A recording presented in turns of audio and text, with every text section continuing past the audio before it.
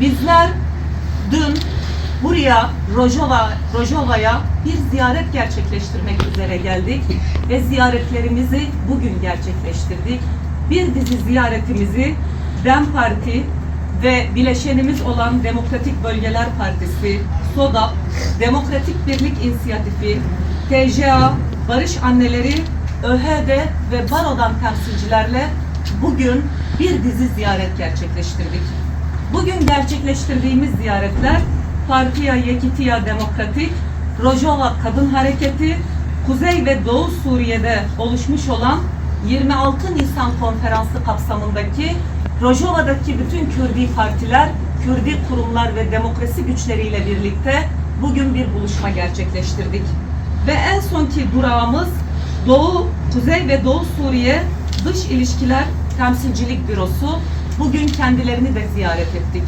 Bu ziyaret sırasında hem Suriye'deki ve Rojava'daki gelişmeler, hem en sonki 18 Ocak mütabakatında nasıl bir yol alındığı ya da alınacak, bütün bu konularda kendilerinden bilgi aldık. Aynı zamanda bizler gerek Türkiye'de gerekse bütün dünya ölçeğinde Suriye ve Rojava'nın barışı için yürüttüğümüz çalışmaları, görüşmeleri, diplomatik faaliyetleri, demokratik mücadelemizi kendileriyle paylaştık. Buradan bir kez daha ifade etmek isteriz ki Rojava halkı yalnız değildir. Rojava bu topraklarda Orta Doğu ve Kuzey Afrika'daki son çalkantılı dönemleri göz önünde de bulundurduğumuzda gerçekten bir çiçek gibi açan bir bölge. Rojava kadın özgürlükçü, demokratik bir sistemi benimseyen bir yaklaşım ortaya koydu. Rojava tam da bölge halklarının talebi olan, son 200 yıldır bu topraklara dönüp baktığımızda dinler, mezhepler ve halklar arasındaki çatışmaların, bitmek bilmeyen oyunların, oyun içinde oyun oynanan bu bölgede barışa çok ihtiyaç olduğunun vurgusunu yapan, bunun için mücadele eden bir yaklaşım içinde oldu.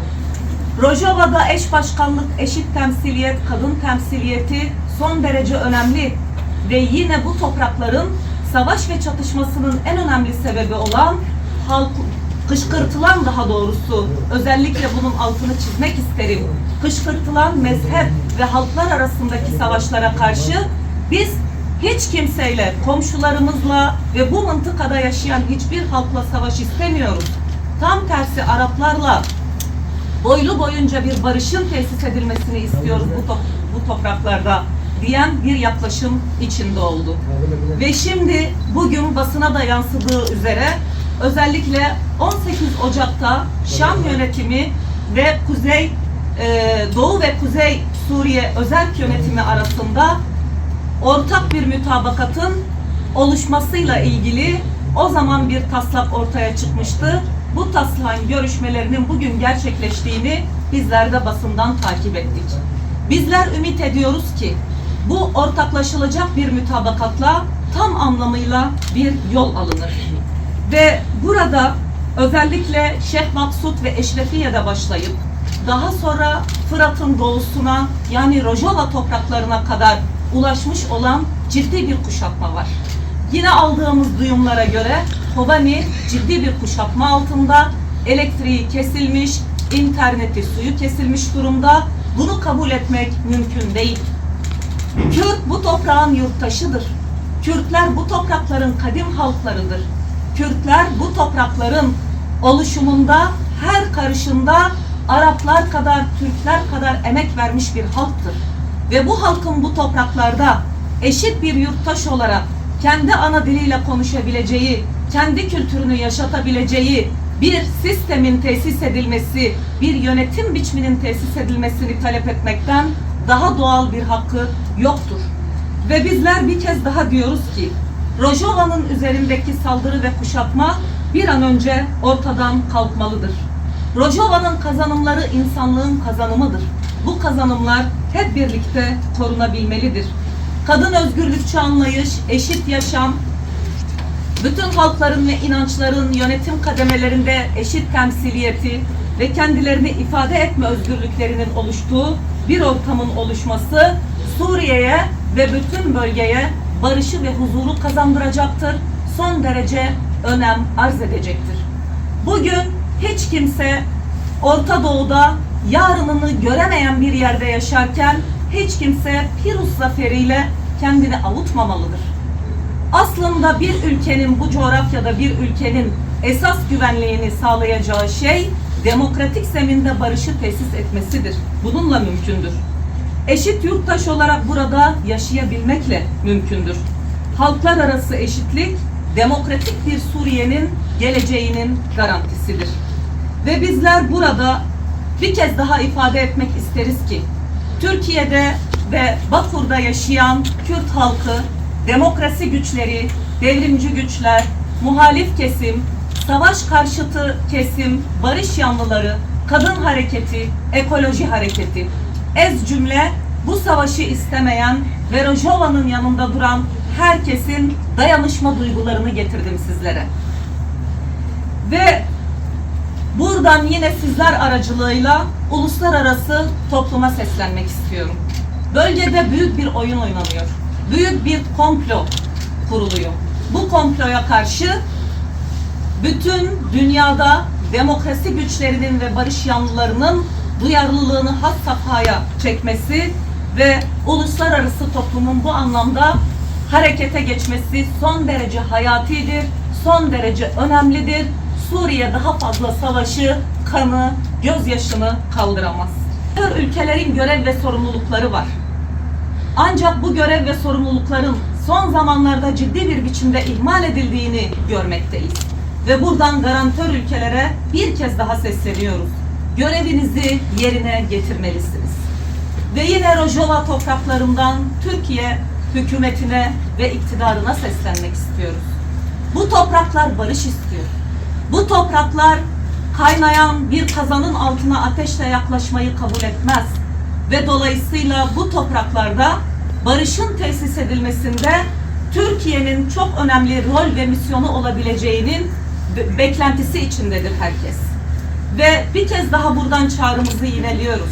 Türkiye'nin bu süreçte oynayabileceği en önemli rol Suriye'nin barışının tesis edilmesi, demokratik bir Suriye'nin inşa edilmesine katkı vermesidir. Bu bölgenin halkı bunu beklemektedir ve Türkiye'nin özellikle Jolani ile ilişkilerine baktığımızda bu konuda çok önemli bir rolü yerine getirme olasılığı yüksektir ve bu görev ve sorumluluğa biz buradan bir kez daha çağırıyoruz. Biz şuna inanıyoruz. Bölgenin barışa canı gönülden ihtiyacı var. Bu bölge çok yoruldu, çok acı çekti. Bizim topraklarımız kanla yoğruldu, acıyla yoğruldu ve artık yeter diyoruz. Bu coğrafyada barışı hep beraber tesis etmeliyiz. Ve yine oynanan büyük bir komplo ve büyük bir oyunun altını çizmek isterim. Bölgede özellikle Arap ve Kürt savaşı, bunun yanı sıra Türkiye'de olası gelişmelerin ve ters yüz edilmesi için ne yazık ki bazı komplovari faaliyetlerin ortada olduğunu biliyoruz. Suriye için özellikle söyleyecek olursak, Kürt-Arap savaşının hiç kimseye hiçbir faydası yok, bölge ülkelerine de faydası yoktur. Ve yine Türkiye'de şu anda görüşmekte olduğumuz, biliyorsunuz Sayın Abdullah Öcalan'ın çağrısıyla 27 Şubat'ta bir barış ve demokratik çağrısı gerçekleşmişti. Bunun çalışmaları ve görüşmeleri yürütülüyor. Türkiye'nin iç barışını tahkim etmesini son derece önemli buluyoruz. İç barış tahkim edilirken Suriye'deki barışın buna hep birlikte karşılıklı katkı vereceğinin hepimiz farkındayız.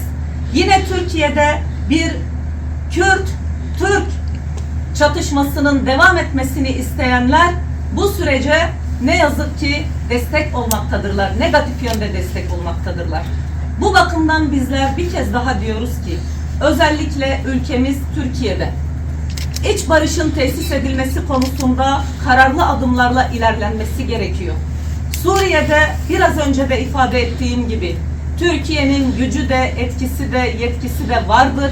Türkiye'nin Suriye barışına çalışması, katkı vermesi elzemdir. Bunu Türkiye halkları beklediği gibi Rojava halkları da beklemektedir. Ben sözlerime son verirken bir kez daha bilinmeli ki Rojava halkı yalnız değildir. Rojava yalnız değildir. Suriye'de ezilen ve sömürülen bütün halkların yanındayız. Dün Alevi katliamına bizler karşı çıktık. Sünni kardeşlerimizin katledilmesine karşı çıktık. Dürzi kardeşlerimizin katledilmesine karşı çıktık.